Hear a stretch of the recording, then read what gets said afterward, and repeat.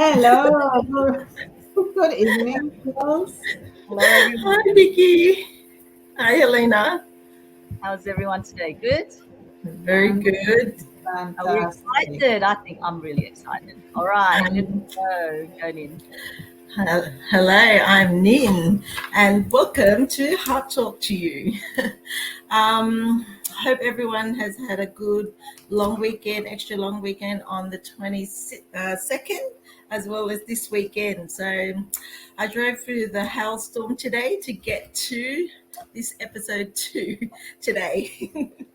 and So last week was our first live chat ever on the Three Souls Awakening series, and with Helena leading the way, we have almost 100 people tuning into that Helena's story. So congratulations, everyone, and thanks for tuning in.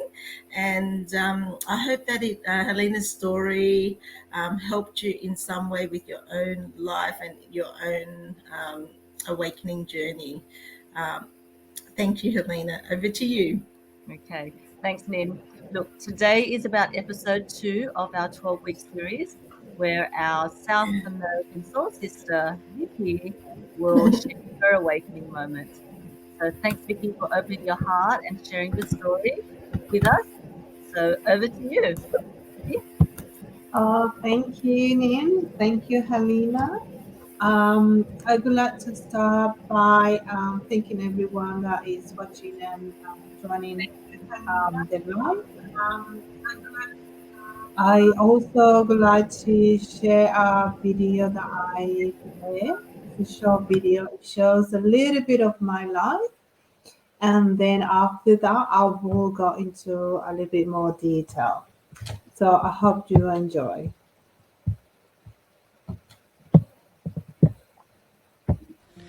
I was born and raised in Caracas, Venezuela.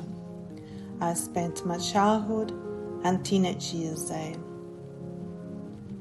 I was lucky that I had many friends back then. I really miss them. But then I decided to leave the country and come to Australia. That was a big decision. With that, it came to the realization I had to leave my job and my friends from work. I also had the fortune to have met my spiritual leaders and guidance.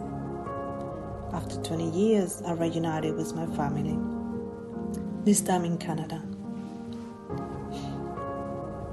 Also, after 20 years, I reunited with my dad. He came to Australia to visit. It was also a dream of his to come to Australia. I took him to the Hunter Valley, and we also visited the Blue Mountains. We also spent some time here in Sydney.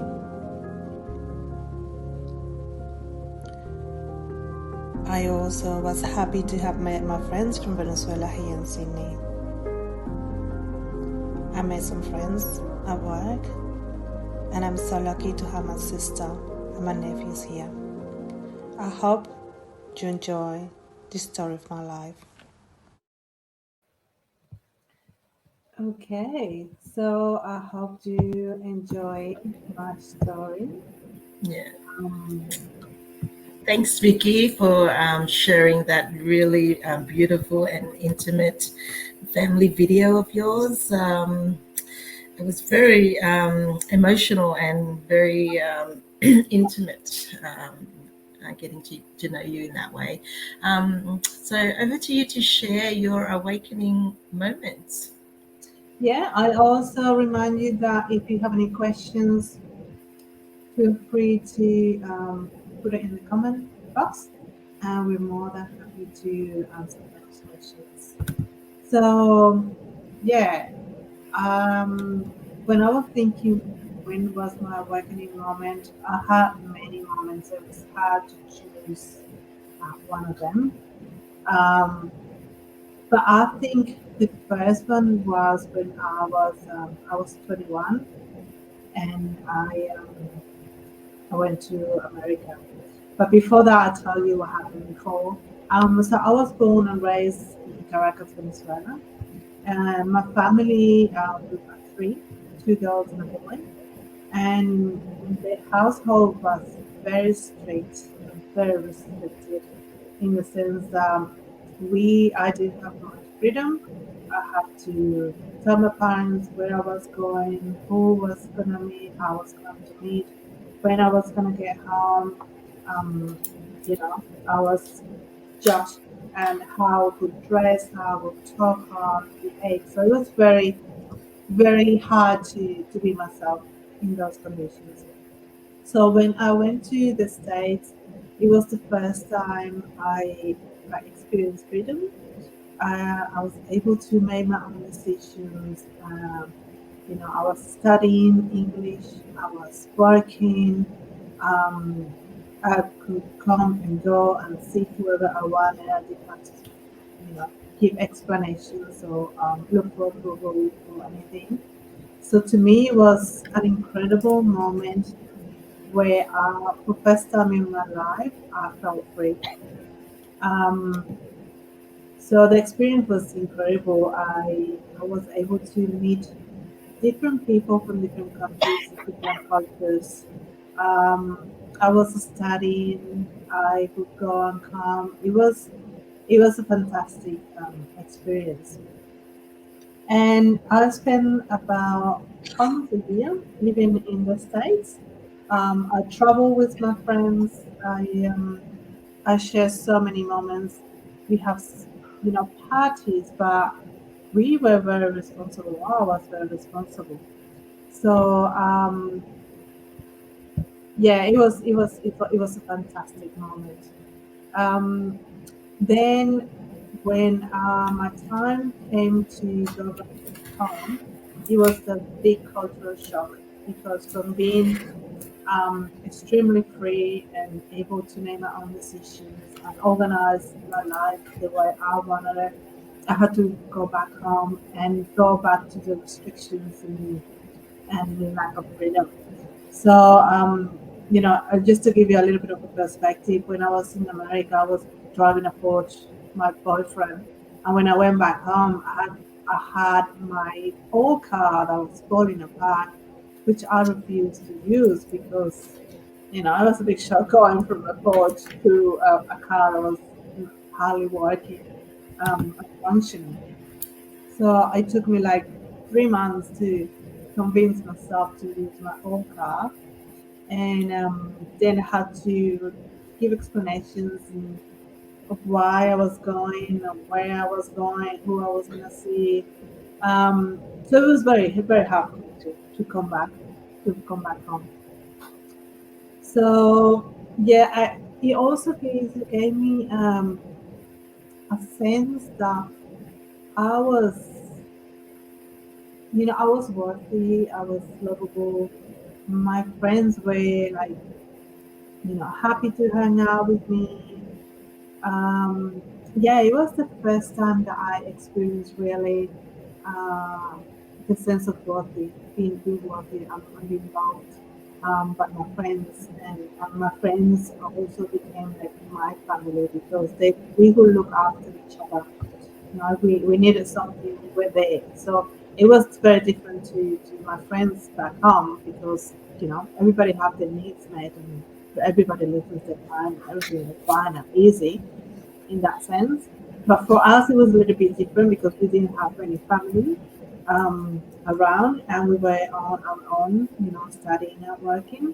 So we could rely on each other um, if we needed any help. And it was, yeah, it was very interesting to see the quality of friends that I had at that time that my other friends, which it was, different um, conditions, of course. So, yeah, do you girls have any questions about my awakening moment? That's why, yeah, that was my experience. So, Yes. So, Vicky, I have a question for you. Um, so, so you experienced like a huge change of like of perspective, of emotions and experiences when you went overseas. Um, but did you notice that other people around you were also feeling the same and experiencing the same thing and waking up as well? Definitely, definitely, because we are South Americans, we are overprotected. So our parents do everything for us, right? So you have to worry about working or money. You have a roof, you have food, you have everything, right? But for those that were South Americans living in the States at that time, my friends, it was a huge difference. So we mature so much faster, we became adults very fast and very responsible. So I think for us was it was important because we grew as a person, um, and we grew as a person internally, and we grew as a friend with other people. So Mm-mm. yeah, we were as independent of other cultures because there were like Russians, Romanians, people from all over the world. They were studying English. It was an incredible contribution because I learned so much from them. So for them, it was kind of normal, but for us as South Americans, it was a big change, a big difference. We mature a lot from the experience. So yeah, it was. Some of them were experiencing the same kind of thing. Vicky, like in terms of this experience, what do you think it was supposed to teach you? What taught me, Mm. look, that I was capable of being independent, that I was capable of looking after myself. Um, it was the first time I didn't rely on my parents. Um, it taught me, yeah, how to be independent very much. And it was interesting because before I left to the States, I was in a dark place. Um, I graduated from uni, but I didn't have a job. Um, I was looking after my grandmother because I wasn't working, so I had to be take care. And he was like doing everything, cooking, washing, feed her, put her in bed, and everything. So I was severely depressed at that time because I didn't have a life. I had a lot of pressure from home as well, and it was a very difficult time for me. And my grandma passed away, and finished. I was graduated, and I was like in the limbo. I didn't know what to do. This opportunity came up, and it gave me the opportunity to experience other things. I was so busy surviving that I couldn't be depressed. So it was a good thing in that sense. But it was fantastic. I was living in an American house or household where I couldn't speak a word of English, and I was looking after their kids, and somehow I managed to live and be understood, or by signs or whatever. Um, but yeah, it is amazing how you communicate without knowing the language. You find the ways. Mm. Um, and I got to. I was forced to learn really fast. I had to Yeah, learn really fast. I needed to communicate. I needed to talk, and also for work, I was working as a nanny, and yeah, you definitely need to communicate with other people. So it was a quick growth. It was very big in like all the senses. like exponential growth, right? Yeah. Um, I think it's like going to a different environment, especially if you had never been to, like you've always been in one environment for a long time. Mm. When you go into a totally different environment, like another country with a different language, with a different culture, with everything. It's a bit of a shock to your system, isn't it? And so Definitely. you go into survival mode, and then I think that's where you learn the most in terms of like Mm. surviving and how strong you are, how Mm. resourceful you are. Would that be correct, Vicky? Like, what kind of things did you have to be resourceful with? Look, I think everything because what you find your ways. I think if everything is easy, it is really hard for you to grow. But when things are hard, you're forced to grow. So at Mm, that time, I had to survive with $50 a week. mm, Okay, that my parents could give me. I would get only $50 a week, and I had to survive with that. So I would walk to the school for 40 minutes because I couldn't afford to pay the ticket for the bus. Yeah. So I found a way to, I didn't even know how to go to school, but one of the guys was going to the mall, which was near my house. And I said, can you show me the way? So I walked with him to the mall. Now I learned the way, how to get to school. So I could walk every day, 40 minutes to go, 40 minutes to come home, just to save some money. And then I realized I can't, I can't live this way. So I better find a job. And I started talking to the people at school, the teachers, and all that. Hey, do you know anyone that can give me a job? And yeah, contacts. It's very important to make friends, ask mm, questions, and then ask for the things that you want and you require, you need. And I started talking to people, and it's like, oh, do I know someone that needs a nanny and lives in this place? And okay, no problems. And then once you get a job, you need to know how to get there. And, yeah. you So, know, okay, mhm. Vicky, if you were to look back at this event, right? Why why do you think you had to go through this particular event? Look, I was like I say, our South Americans are overprotective, their kids, and we are so useless. To be honest, we're so useless. We don't know how to cook. We don't know how to clean. We don't work until we finish university. So we don't know anything. We're completely dependent on our parents. And Um, to be honest, I was looking for something different. I was just sick of being at home, sick of being, um, following instructions and everything that, they were controlling my life completely. And I was looking for change.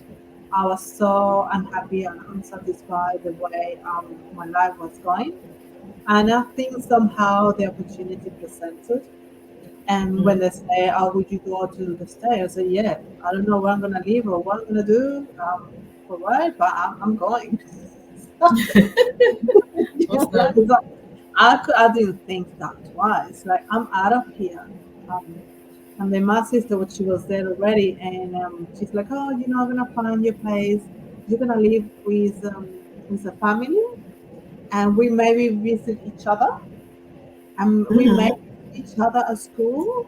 And I was like, "Yeah, so I'm going." And it was really hard because, as I say, I didn't speak a word of English, and I was happy. I was like, yeah, I'm with the challenge. Whatever I need to do, I will do. And I learned to look after myself and find a job and make money on my own, buy my own things and travel around.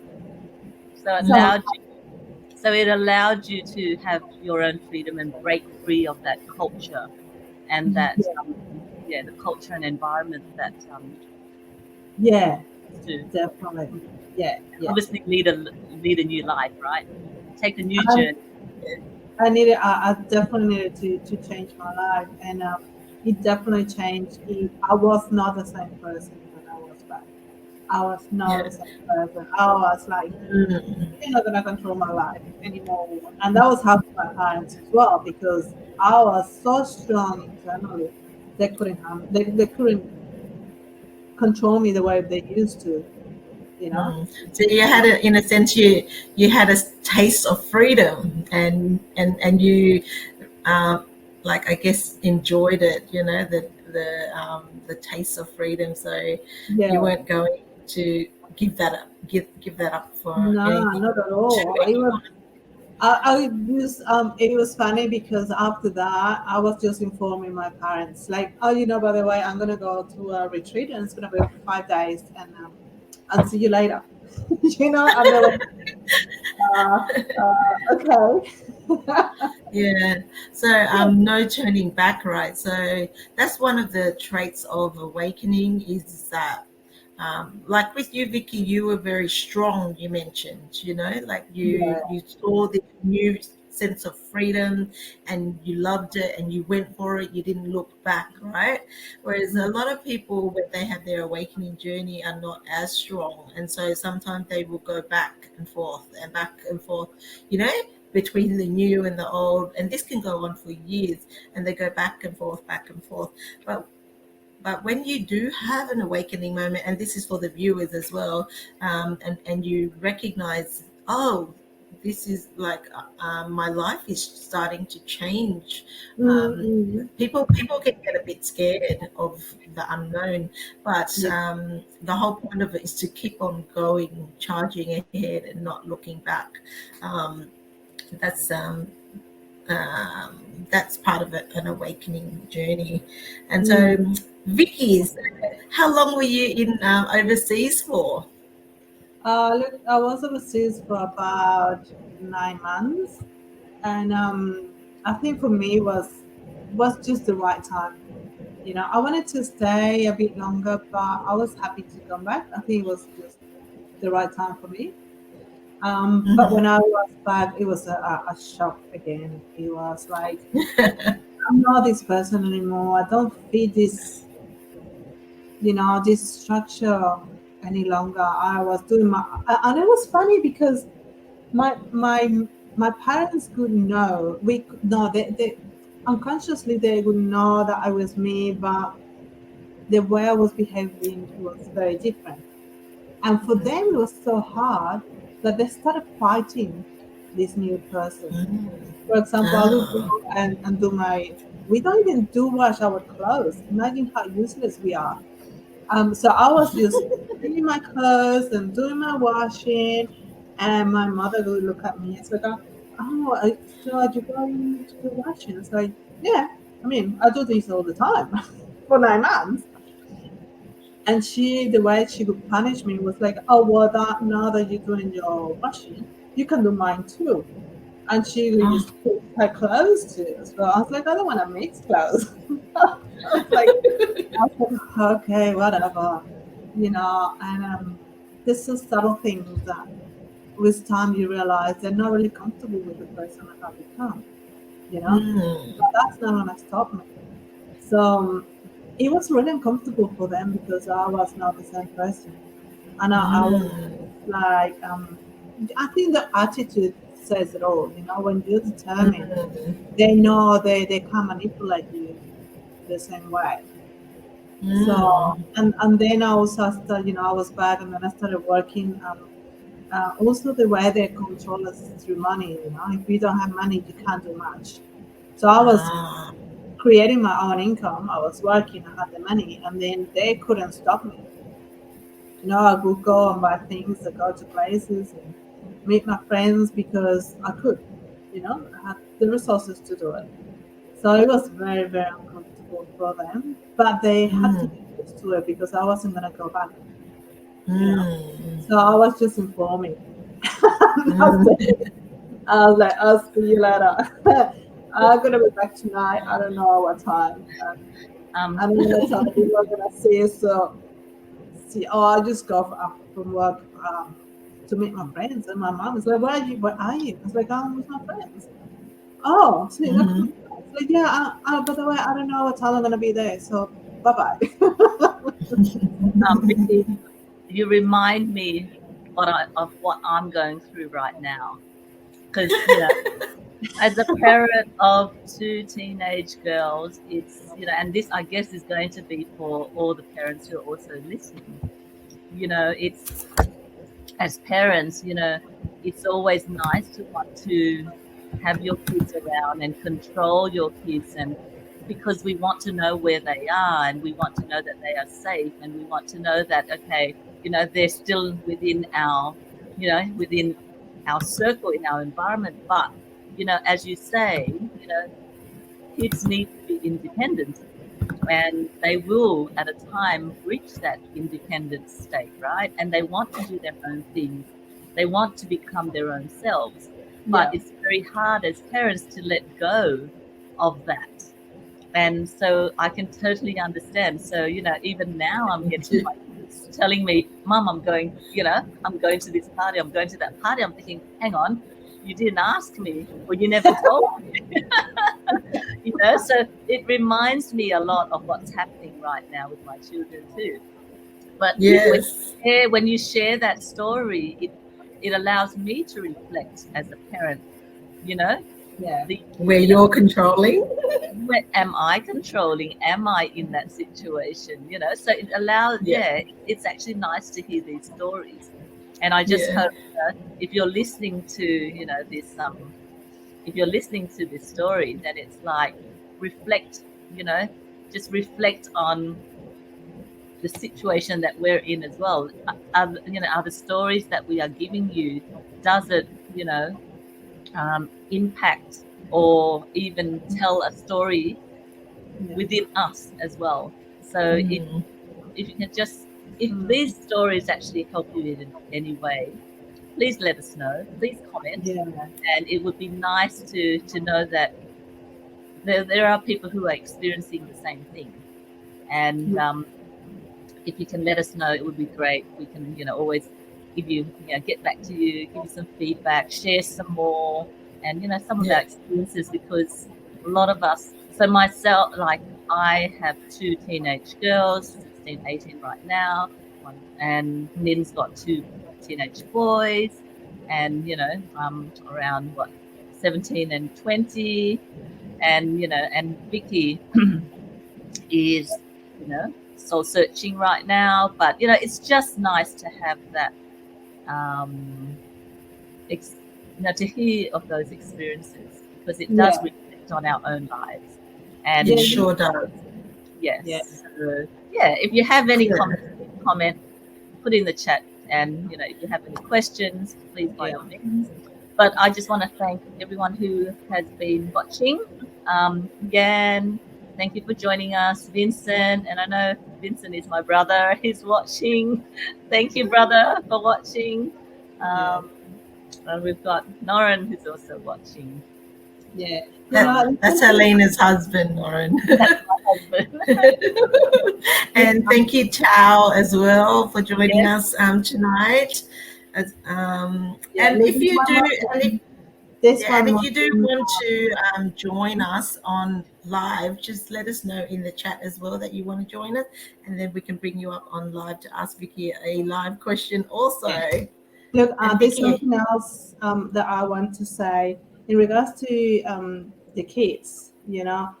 I think the best thing you can teach your kids is self worth, values, self yeah, respect, provide them with the right information, and just be open to them so they don't feel judged, because if they feel judged, they will not come to you and tell you stuff. So if you open up your heart to them and say, look, doesn't matter what you do, doesn't matter what you say, I will be here for you. So they feel that, even if they make a mistake, they can come to you and say, look, give me a call if you need me, if you have an emergency, don't know what to do. Give me a call, I wanna be there for you. But your kids are gonna be secure and safe as long as you make them feel that they have respect for themselves, they have good values and strong values, and you make them independent. Just give them the right information, because that if it happens that when we're not self-worth, we would do whatever our friends do, even if it's the wrong thing. But if you got strong values and you got a strong self-worth and respect for yourself, that will give you a discretion to choose the right thing. So Yeah, that would be my advice to those that have kids. Um, Values, respect for themselves, and self worth is the most important thing for them to make the right decisions. So I that hope is that so true, Vicky. Thank I you. hope that That is helps. so true. And listening to your story, like Helena said, I too have two boys that are not teenagers, they're becoming young men, you know. So Mm, my oldest one is 20 and my youngest one is turning 17 very soon. And even last night, you know, I had a struggle of letting go, you know, a fine line between loving, caring about him, worrying about him, making him feel loved, knowing that I'm there and that I am thinking of him and worrying about him. But then also that fine line of letting go and allowing him to explore and find himself and, you know, be where he needs to be in that moment. So there was a fine line, and it's a struggle every day. But if you listen to Vicky's story tonight, you know, like of her awakening moment. How old were you, Vicky, at the time of that 21. awakening moment? 21, so that's 21, but kids these days start even earlier. So, you know, Yeah. I had to start letting go of my eldest one when he was 11 years old, you know, starting to let go a little bit. And now that he's 20, I love I love it that he's independent, but still as a mum, you know, you're still holding on a little bit longer and trying to control it a little bit longer, and they keep stretching the boundaries all the time, which, you Mm, know, you have to allow them to stretch the boundary, because essentially you want them to be well-rounded young adult, whether girl or boy, you know, that can take care of themselves and also maintain that loving relationship with them, right? So I yeah. found myself having to, over the, well, since he was 11, so over the last nine odd years, slowly letting go and changing my relationship into that of a friend, you know, slash Mm, parent, more of a friend, you know. And I think that's what you're talking about, Vicky, like experiencing freedom and mm. wanting to enjoy it and wanting to stretch it and find yourself. And I think yeah, that's a great story. Thanks, Vicky. I hope you have enjoyed, you know, our stories here. And thank you, Nin, for and Alina for allowing me to share my story with all, all the people here. If you have any questions or anything, just like us, give us some hearts. If you have any comments, that would be awesome, and we're more than happy to answer any comments. I hope you have all a great night, and I hope you enjoy this time with Nin, Helena, and I. And I want to thank you all for being here. No worries. And next week we're going to have Nin share her story. So let's, if you can all join us then, you'll get to hear Nin's sort of awakening moment. All right. So that's it from us for now. Have a good night, and we'll see you again next week. Bye. Thank you Bye. everyone for joining us. See you next week.